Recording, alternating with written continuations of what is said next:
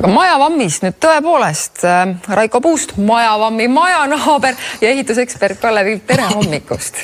Tere hommikust! Alustame, Raiko, teie loost. Te olete nüüd oma perega kõvasti vaeva näinud, et üks tore maja korda teha ja 2 korda juba kukkunud siis Majavammi küüsi. No see on tegelikult ikka seesama Majavamm. Me esimest korda nagu, ma arvan, et enamus peresid alahindad seda seene siis nagu suurust ja siis tema niisugust vastupidavust siis igasugustele mürkidele ja tegevustele. Esimest korda oli Majavamm teil vannitoas? Esimest korda oli 2013 mai, vannituba oli just valmis, ilusti värske.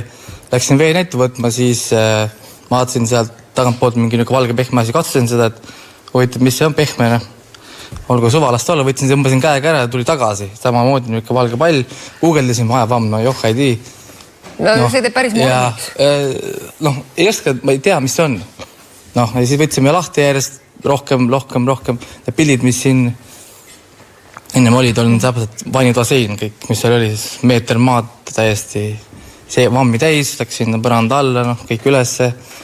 Ja siis nägimegi, et suunaga vamm läks siis sinna poole, mis oli kõik valmis just tehtud.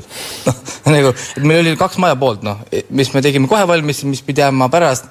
Vamm oli siis siin pool, mis me siis mis veel korda juba tehtud, just valmis tegime ja siis me nägimegi, et ta läks sinna poole. Kuna see oli juba valmis, siis me juba teadsime, selge, ta tuleb nii välja saat.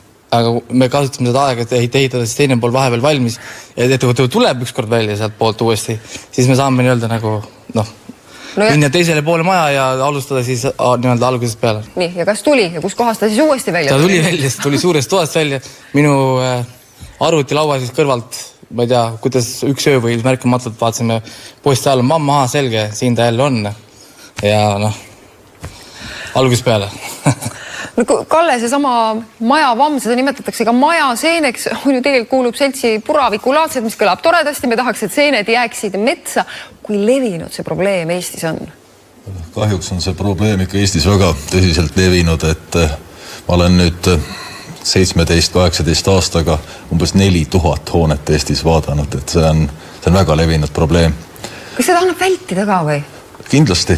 Ma olengi juba viimasel ajal läinud ennetamise peale, ehk siis olen ülikoolides ja õpetan ja kirjutan palju artikleid, mida teha ehituslikult niimoodi, et Majavammile ei oleks soodsaid tingimusi. No mida Raiko tegi valesti, et Majavamm sai vohama hakata?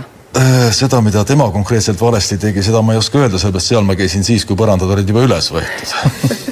Aga kindlasti oli seal ka ehitusveaga tegemist, et ütleme 90-95% on ehitusvead. Raiko, mis see tagantjärele tarkus on, mis see viga oli? Kui me ehitasime uut poolt, me ei võtnud kõik ülesse. Me vaatasime niimoodi, et see eelmine omanik oli osaliselt põrandad valmis teinud. Me tegime põranda lõpuni.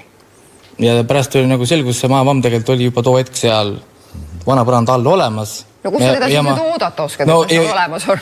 Ma ei tea, ma ei olnud kunagi selle probleemiga kursis, lihtsalt ehitasime põhjale sinna, ja jätkasime, tegime lõpuni ja tegelikult vamm oli seal all juba olemas. Me lihtsalt andsime talle uut puitu korralikult sinna muudkui söö ja kasvani. Puit ja niiskus on need 2 tegurit, mis sellele vammile meeldivad? 3. on temperatuur, aga see on niisugune üldiselt üks enim levinud vigasid, et jäetakse vanad konstruktsioonid alla ja ehitatakse uued peale. Ja siis tõesti on see oht, et seal 2 konstruktsiooni vahel tekib see Majavammile soodne keskkond ja seal ta arenema hakkab. Et me ei räägigi ainult mitte puitmajadest, vaid me räägime ka sellistest, kus ongi mingi puitpõrand lihtsalt, kus on puudetailid, et seal võib see Majavamm tulla, aga kui on väga uhke kivimaja. Ja absoluutselt, et kivimajades, keldrites, esimese korruse põrandas päris tihti on leida Majavammi. No kuidas tõrjuda? Mis teie kõigepealt tegite, Raiko? Kui see esimene kord oli, ma sain juba aru, et te ootasite, et küll tuleb järgmine ka, et ega see nii lihtsalt ei lõppe, aga kuidas te tõrjusite? Esimene kord oli, et kui me saime aru, et see on Majavamm, siis esimene eesmärk oli, et ta läheks edasi. Et nii-öelda nagu lõiksime mõtlesime kohe maja pooleks, et siin on see piir, et teid edasi läheks, siis oligi põrandad kõik üles, muld alt veel välja, ikka pool meetrit vähemalt. Siis seda mulda sai seal, ma ei tea, soolatud seal, tookord oli veel müügil, enam ei ole seda pooraks, jah. Sellega sai seda mulda veel tehtud üle, et ei saaks üle mulla liikuda. Undamendid sai siis ära põletatud selle. Ja siis kaevatud, ühesõnaga muld välja, et ei saaks enam minna. Ja siis mürgitasime ära kõik veel puit, mis lähedal veel oli, mis ühesõnaga, et oleks nagu nii-öelda sein ees tal või piir ees, et siit enam edasi minna ei saa. Ja nüüd sama asja siis teeme uuesti ülejäänud siis majas. No ometi jäi see kõik alles.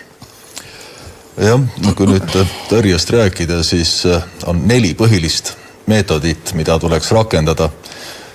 Raiko küll nüüd esimesed juba ütles ära, et esimene on mehaaniline. Kõik, mis on kahjustatud, eriti puitosa, tuleb välja vedada.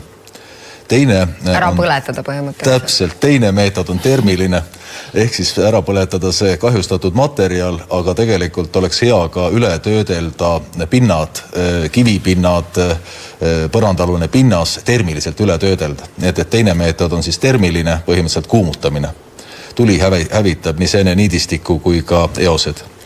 Kolmas meetod on keemiline, ehk siis need pinnad, mis on nüüd ära puhastatud, üle kuumutatud, tuleks ka keemiliselt üle töödelda ja puitpinnad tuleb ainult keemiliselt töödelda, seda kuumutada ei saa.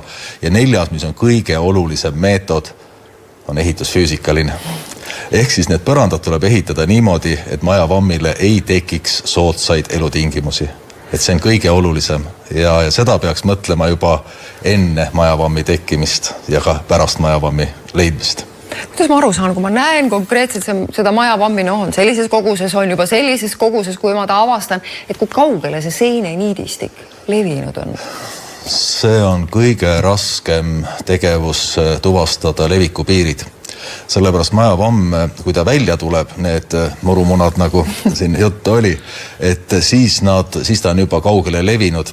See on juba jäämäe siuke veepealne osa, aga põranda all ta läheb väga kaugele ja läheb just vundamendi ja alumise vöö vahelt, palkide vahelt kui on kilematerjale mööda kilet läheb väga hästi, nii et seda, kui kaugele ta on läinud, seda on väga raske tuvastada. Ja aeg-ajalt ei suudagi seda enne ülesvõtmist tuvastada. Kas põhimõtteliselt see tähendabki, et ma pean, kui mul on, ma ei tea, korter 70 ruutu, siis ma tegelikult võtan kõik põrandad üles igaks juhuks, sealt põranda alt võtan selle mulla ka ära või? No kindlasti tuleks alustada sellest koldest, ehk siis kus kohast leidsite, sealt hakata võtma, aga tõesti pigem tasub rohkem võtta üles kui vähem. Kui kiiresti ta levib? Nüüd teadusuuringud näitavad, et 9 millimeetrit päevas soodsate tingimuste korral. Nii et praktiliselt sentimeeter päevas võib levida. No seened ongi väga hoogsa kasvuga. Ja, see suvi, te alguses päris õigesti ka ütlesite, et see suvi ongi seene suvi jälle, et on siukene jahe ja niiske suvi olnud ja sellel sügisel on kahjustusi leidmisi on väga palju. Et ütleme, et siin viimati ma mäletan seal 98, 97 oli viimati nii palju. Raiko, mis seis teil praegu on? No hetkel on niimoodi, et uuest ehitatud osast on pool üles võetud kõik ja ikka korralikult ikka, mitte midagi jätta alles. Ja nagu näha oligi, et võtsin vundamendi pealt palgi ära, seal kivide vahel on näiteks vamminiidistik, nii et ta on selles mõttes ikka igal pool. Ja niimoodi ta nüüd lähebki. Eeldatavasti äkki järgmise aasta lõpuks saab siis kõigest lahti siis. Kui palju see kõik maksma läheb, see uuesti tegemine? Oi jumal, ma ei oska öelda.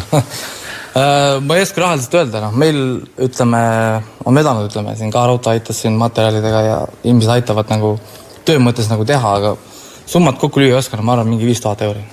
Ja kindlustuslepingusse sellist asja sisse kirjutada praktiliselt võimatu? Ei, seda ei anna sulle keegi.